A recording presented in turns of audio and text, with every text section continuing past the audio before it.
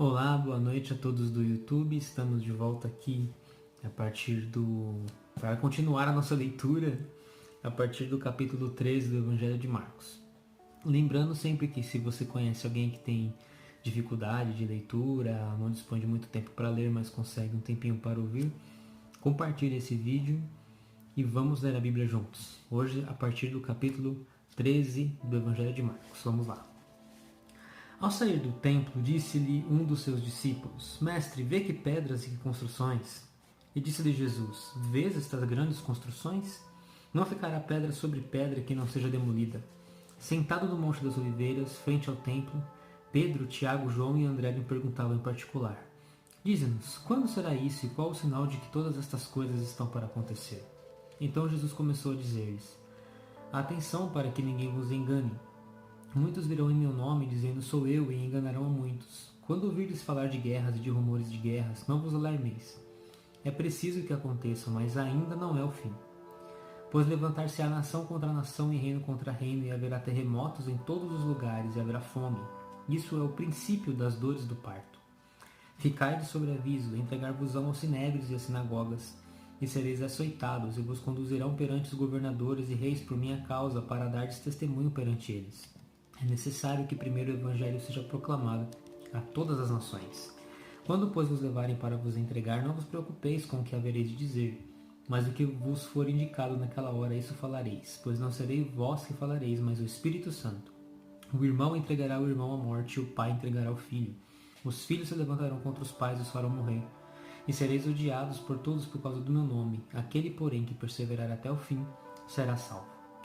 Quando virdes a abominação da desolação instalada onde não devia estar, que o leitor entenda, então os que estiverem na Judéia fujam para as montanhas. Aquele que estiver no terraço não desça, nem entre para apanhar alguma coisa em sua casa. Aquele que estiver no campo não volte para trás a fim de apanhar sua veste. Ai daquelas que estiverem grávidas e amamentarem naqueles dias. Pedi para que isso não aconteça no inverno, pois naqueles dias haverá uma tribulação tal como não houve desde o princípio do mundo que Deus criou até agora, e não haverá jamais. E se o Senhor não abreviasse esses dias, nenhuma vida se salvaria, mas por causa dos eleitos que escolheu, ele abreviou os dias. Então, se alguém vos disser, eis o Messias ali, ou ele o ali, não creiais. Hão de surgir falsos Messias e falsos profetas, os quais apresentarão sinais, prodígios, para enganar, se possível, os eleitos. Quanto a vós, porém, ficai atentos, eu vos preveni a respeito de tudo. Naqueles dias, porém, depois daquela tribulação, o sol escurecerá, a lua não dará sua claridade, as estrelas estarão caindo do céu e os poderes que estão no céu serão abalados. E verão o Filho do Homem vindo entre nuvens com grande poder e glória. Então ele enviará os anjos e reunirá seus eleitos dos quatro ventos, da extremidade da terra à extremidade do céu. Aprendei, pois, a parábola da figueira. Quando o seu ramo se torna tenro e as suas folhas começam a brotar, sabeis que o verão está próximo. Da mesma forma também vós, quando virdes essas coisas acontecerem, sabeis que ele está próximo às portas. Em verdade vos digo que esta geração não passará quando não tiver acontecido tudo isto. Passará o céu e a terra, minhas palavras, porém, não passarão. Quanto à data e à hora, ninguém sabe, nem os anjos no céu, nem o Filho, somente o Pai. Atenção e vigiai, pois não sabeis quando será o momento. Será como um homem que partiu de viagem, deixou sua casa, deu autoridade a seus servos, distribuiu a cada um suas responsabilidades e ao porteiro ordenou que vigiasse. Vigiai, portanto, porque não sabeis quando o Senhor da casa voltará, à tarde, à meia-noite, ao canto do galo ou de manhã, para que vindo de repente não vos encontre dormindo. E o que vos digo, digo a todos, vigiai. A Páscoa e os ázimos seriam 2 dias depois, e os chefes dos sacerdotes e os escribas procuravam como prender Jesus por meio de ardil para matá-lo, pois diziam, não durante a festa, para não haver tumulto entre o povo. Em Betânia, quando Jesus estava à mesa em casa de Simão, o leproso, aproximou-se dele uma mulher trazendo um frasco de alabastro cheio de perfume de nardo puro, caríssimo, e quebrando o frasco derramou sobre a cabeça dele. Alguns dentre os presentes indignavam-se entre si, para que esse desperdício de perfume, pois poderia ser vendido esse perfume por mais de 300 denários e distribuído aos pobres. E a repreendiam. Mas Jesus disse, deixai-a. Por que aborreceis? Ela praticou uma boa ação para comigo. Na verdade, sempre tereis os pobres convosco, e quando quiserdes podeis fazer do bem, mas a mim nem sempre tereis. Ela fez o que podia.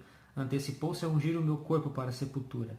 Em verdade vos digo que por toda parte onde for proclamado o Evangelho ao mundo inteiro, também o que ela fez será contado em sua memória.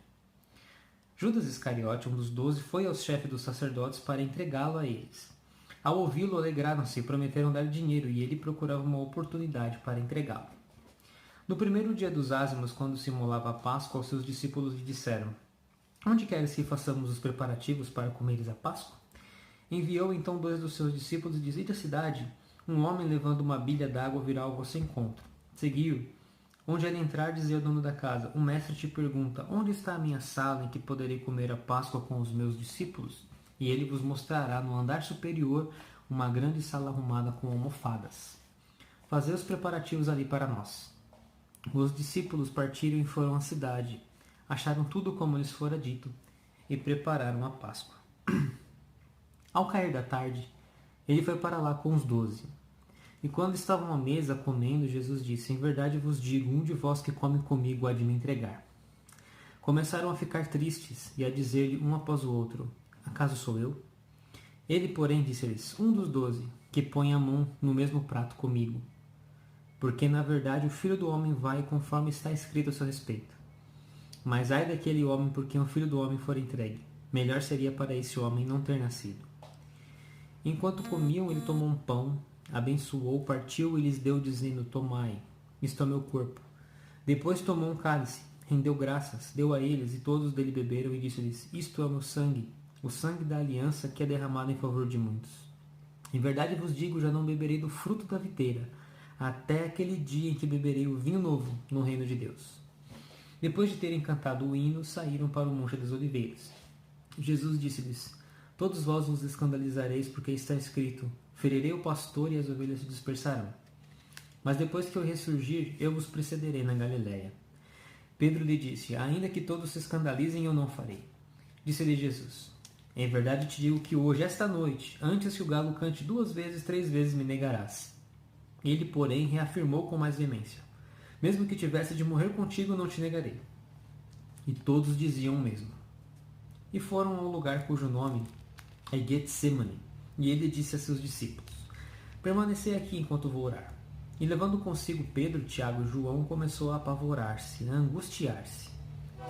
E disse-lhes: Minha alma está triste até a morte. Permanecei aqui e vigiai.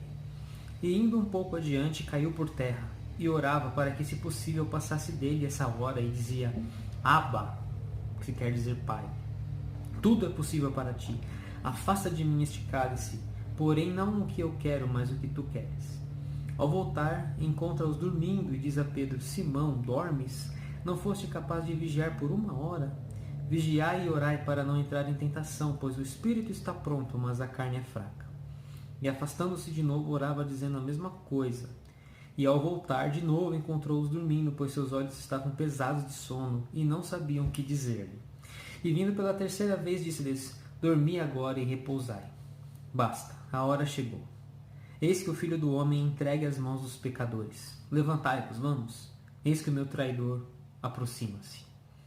E imediatamente, enquanto ainda falava, chegou Judas, um dos 12, com uma multidão, trazendo espadas e paus, da parte dos chefes dos sacerdotes, escribas e anciãos.